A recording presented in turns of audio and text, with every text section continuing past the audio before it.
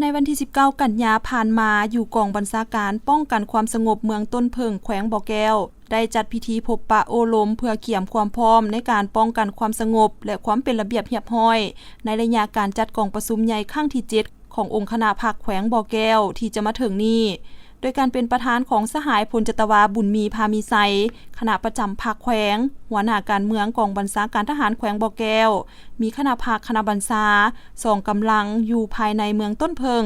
และในเขตเศรษฐกิจแขวงบ่อแก้วพร้อมด้วยภาคส่วนเกี่ยวข้องเข้าร่วมสหายคำแยงคอนไซยังกิจเลขาพรรคเมืองต้นเพิงแขวงบ่อแก้วและภาคส่วนที่เกี่ยวข้องได้รายงานสภาพการที่พลเด่นและผ่านแผนการป้องกันกองประชุมใหญ่ครั้งที่ 7 ขององค์คณะภาคแขวงบ่อแก้ว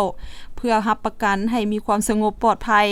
ทางด้านการเมืองและมีความเป็นระเบียบเรียบร้อยทางด้านสังคมให้แก่กองประชุมใหญ่ครั้งที่ 7 ขององค์คณะภาคแขวงบ่อแก้วให้มีความสงบปลอดภัยแหน่ใส่สกัดการปัญหานอแหนงที่ก่อความบ่สงบในขอบเขตความรับผิดชอบแก้ไขให้ทันเวลาเด็ดขาดบ่ให้กลุ่มคนบ่หวังดีก่อเหตุการณ์ต่างๆอยู่ภายในเมืองต้นเพิงเอาใจใส่ติดตามสภาพการทางด้านการเมืองการเคลื่อนไหวของบรรดาเป้าหมายต่างๆสืบต่อติดตามกวดกาการเข้าออกของคนต่างประเทศที่เข้ามาดำรงชีวิตประกอบอาชีพดำเนินธุรกิจอยู่ภายในเมืองต้นเพิงในกองประชุมบรรดาสหายยังได้ประกอบคำคิดคำเห็นเพื่อเฮ็ดให้การป้องกันความสงบและความเป็นระเบียบเรียบร้อยให้แก่กองประชุมใหญ่ครั้งที่ 7 ขององค์คณะภาคแขวงบ่อแก้วให้มีความเป็นระเบียบเรียบร้อยและปลอดภัยในโอกาสนี้สหายพลจตวาบุญมีพามีไซคณะประจำภาคแขวงหัวหน้าการเมืองกองบัญชาการทหารแขวงบ่อแก้ว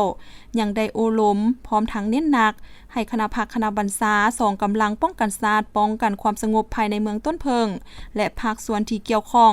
จงพร้อมกันเอาใจใส่จัดตั้งปฏิบัติหน้าที่เวียกงานของตนด้วยความรับผิดชอบสูงตามการมอบหมายเกี่ยมพร้อมสกัดกั้นปรากฏการณ์ย่อท้อที่อาจจะเกิดขึ้นตอบสนองแก้ไขให้ทันเวลารับประกันให้กองประชุมใหญ่ครั้งที่ 7 ขององค์คณะภาคแขวงบ่อแก้วให้มีความสงบและปลอดภัย